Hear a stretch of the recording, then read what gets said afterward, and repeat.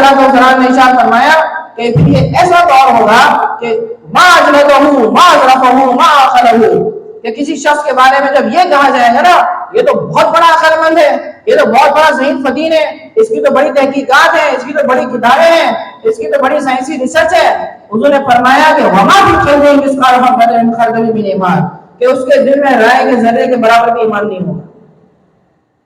جس کو دنیا عقل مند ترین سمجھ رہی ہوگی وہ بدترین شخص ہوگا، وہ کافر ہوگا۔ دیکھیں زمانے رسالہ سے کس طرح وہی باتیں جو آج ہمارے دو معاشرے میں ہو رہی ہیں، یہ ہمارے سامنے یہ مسائل موجود ہیں۔ میں ابھی 2 دن پہلے مسجد کے اندر بیان کرنے کے لیے گیا، وہاں مسجد کے جو مؤذن صاحب تھے انہوں نے اپنے بھائی سے ملاقات کرائی مجھے، اور اس کے بھائی میرے سامنے آ گیا اور اس نے مجھے چند کتابیں دی کہ میں یہ کتابیں پڑھتا ہوں۔ اب مسجد کے اندر وہ کتابیں کس کی لے کے آئے ہیں؟ وہ اسٹیفن ہاکنگ کی کتابیں لے کے آئے، اور رچرڈ ڈاکنز کی کتابیں لے کے بیٹھا ہوا ہے۔ اب آپ دیکھیں ان کافروں نے کتنا زبردست کام کیا ہوا ہے ہمارے ایمان کو سر کرنے کے لیے کہ وہ بچے وہ لڑکا ڈاکٹر بن رہا ہے، اور ڈاکٹر بنتے ہوئے اس کو اس قسم کی فلسفیانہ کتابیں پڑھنے کی کوئی حاجت نہیں ہے، لیکن اس نے کہا کہ میرا دوست یہ کتابیں لے کے آیا۔ میں نے اس سے پوچھا کہ تمہارے دوست کے پاس کہاں سے آئی؟ کہہ رہے میرے دوست کی بہن جو ہے وہ مجھ سے باہر پڑھتی ہے، امریکہ میں پڑھتی ہے، اس نے وہاں سے اس کو بھیجی ہے۔ میں کہا تمہارا دوست کیا ہے، کیا کرتا ہے، اس کے علاوہ کیا کام ہے؟ کہتے اس کے والدین تو پریشان ہیں کہ انہوں نے اپنی بیٹی کو مجھ سے باہر بھیج دیا، وہ بھی مرتد ہوگی اور یہ میرا دوست بھی مرتد ہو گیا۔ اب آپ دیکھیں کہ یہ ہماری جو ہے ڈاک میڈیکل کالج ہے، اس کے اندر ڈاکٹری پڑھائی جاتی ہے، لیکن اس کے اندر ان فلسفیوں کی ایسی کتاب ہے جس میں اللہ کے وجود کا انکار ہے، اس کا کیا کام ہے؟ یہ کیوں ہمارے بچوں تک پہنچی جا رہی ہے، یہاں تک کہ مسجد تک بھی پہنچ چکی ہے ہماری۔ اب یوں رفتہ رفتہ انہوں نے ہمارے نوجوانوں کو اس طرح گھیر لیا، اور پہلے دل میں ایک شبہ جاتا ہے، پھر دوسرا جاتا ہے، پھر تیسرا جاتا ہے، اور آہستہ آہستہ وہ دین اسلام سے برگشتہ ہو جاتے ہیں۔ اب اس کی اور بھی بے شمار وجوہات ہیں، سب وجوہات کا خلاصہ یہ ہے جو میں نے بیان کر دیا۔ اگر ہم نے اپنے آپ کو یہ سمجھ لیا کہ میں تھوڑا کم جانتا ہوں، مجھ سے زیادہ جاننے والا موجود ہے، تو سارے مسائل حل ہو جائیں گے۔ دوسرا ایک اہم وجہ یہ ہے کہ ہمارے نوجوان اب دین سے دور ہو رہے ہیں، دین بیزار ہو رہے ہیں۔ اس کی سب سے بڑی وجہ یہ ہے مقصدیت کا فقدان۔ ہماری اپنی زندگی کے مقاصد ہم نے بھلا دیا کہ ہماری زندگی کا مقصد کیا ہے۔ اب ماضی کے اندر جو ہے 1200 سال 1000 سال مسلمانوں نے دنیا پہ حکومت کی ہے، آپ دیکھ لیں وہاں پہ ایک مسلمان کی زندگی کا مقصد کیا تھا؟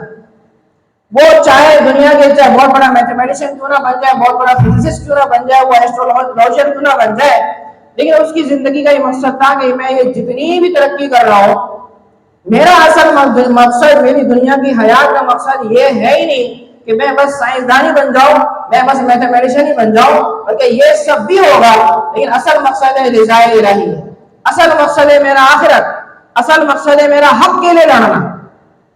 سب کی دنیا کی زندگی کا ہمارے مسلمانوں کا یہی مقصد ہوتا تھا۔ انہوں نے بڑی بڑی جنگیں لڑنی، انہوں نے جو ہے پتھر باندھ کے جو ہے پڑھنا شروع کر دیا۔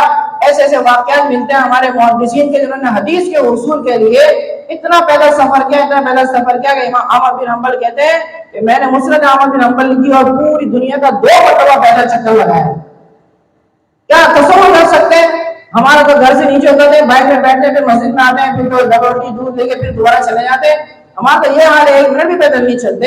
اس نے حدیث کی خبر کے لیے پوری دنیا میں گھوم رہے ہیں۔ اس میں انہوں نے کیا تکلیفیں نہیں اٹھائی، کوئی بھوک سے مر گیا، کوئی افراد سے مر گیا، کسی نے اپنے پیٹ پہ پتھر ماندے، اپنی کتابیں کندھوں پہ اٹھائیں، ایک دن میں ایک ٹائم ایک وقت ہمارا کھاتے تھے۔ صحابہ جنگ کرتے تھے تو صرف ایک کھجور روٹی سے 10 صحابہ پہ گزارا کرتے تھے۔ کیسے کر رہے ہیں؟ کیونکہ انہیں پتا تھا کہ دنیا کی زندگی میں ہم کامیابی حاصل کر بھی لیں تو بھی اصل کامیابی آخرت کی کامیابی۔ مقصدیت تھی ان کی زندگی کی کہ ہم جو بھی ترقی کرنے ہیں، ہمیں لوگوں کو حق کی طرف بلانا ہے، حق کے لیے لڑنا ہے، زندگی کا ایک مقصد ہوتا تھا۔ اسی بنا پر اگر وہ کسی بڑے مقام پہ بھی پہنچتے تھے لیکن ان کا سر عاجزی کے لیے جھکا ہوا ہوتا، وہ یہ کہتے تھے کہ میں بڑا جرنیل ہوں، میں نے آج دنیا فتح کر لی، لیکن اللہ کا آگے سر جھکاؤں گا، اصل تو وہی ہے، مالک وہی ہے، ہم تو صرف اس کے نائب بن کے دنیا میں رہتے ہیں، ہم صرف کیا ہے اس کی حق کی حفاظت کرنے کے لیے دنیا میں آئے۔ تو وہ مر بھی جاتے تو انہیں کوئی مسئلہ نہیں۔ اب ہماری زندگی کے مقاصد کیا ہے؟ آج آپ دیکھ رہے ہیں ہمارے نوجوان کی زندگی کا مقصد کیا ہے؟ اس کی زندگی کا مقصد یہ ہے کہ میں جلدی سے تو پیسہ بنا لوں، बैंक बैलेंस बना लूं, मैं गाड़ी बना लूं। इसकी जिंदगी का मकसद ये है कि मैं बेहतरीन क्रिकेटर बन जाऊं। इसकी जिंदगी का मकसद ये है कि मैं टिकटॉक के अंदर मेरे हजारों फॉलोवर्स बन जाए। ये हमारी जिंदगी के मकासद है। जब आपने अपनी जिंदगी का मकसद ही तब्दील कर लिया, अब एक नौजवान जिसका मकसद यही है, आप उससे क्या उम्मीद कर सकते हैं कि वो अपनी भलाई के लिए कुछ करेगा, या मुल्क मिल्लत के लिए, या इस्लाम के लिए? तीसरी बड़ी वजह यही जो इसके ज़िम्मन में निकल आई कि मादा परस्ती, कि दुनिया में हमने अपनी जिंदगी का मकसद ये बनाया कि ज्यादा से ज्यादा पैसा बनाना। ये भी हमारी जिंदगी जो है इस्लाम दीन इस्लाम से दूर कर दिया, बेजार कर दिया। एक्यूमुलेशन ऑफ वेल्थ, ये तो यूरोप का नजरिया था। हमें तो अल्लाह रसूल ने ये कहा कि हुब्बु दुनिया रासु कुल्ली खतिया, कि हर बुराई की जड़ दुनिया की मोहब्बत है। तो हमने बस ये मकसद बना लिया कि जल्दी से मैं पैसा कमा लूं, जल्दी से मैं तरक्की कर लूं।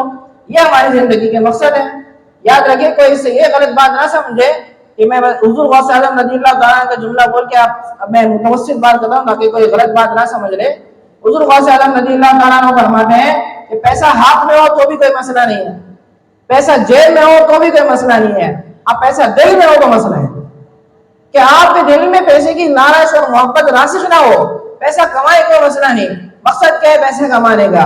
आप ज़कात अदा करेंगे, आप दीन के लिए खिदमत करेंगे, आप जो है लोगों की जो गरीब है उनकी मदद करेंगे। मकसद पैसे का क्या है? हज़रत उस्मान गनी भी मालदार थे, हज़रत अब्दुर्रहमान बिन और भी मालदार थे, लेकिन वो मादा परस्त नहीं थे, वो मटीरियलिस्टिक नहीं थे।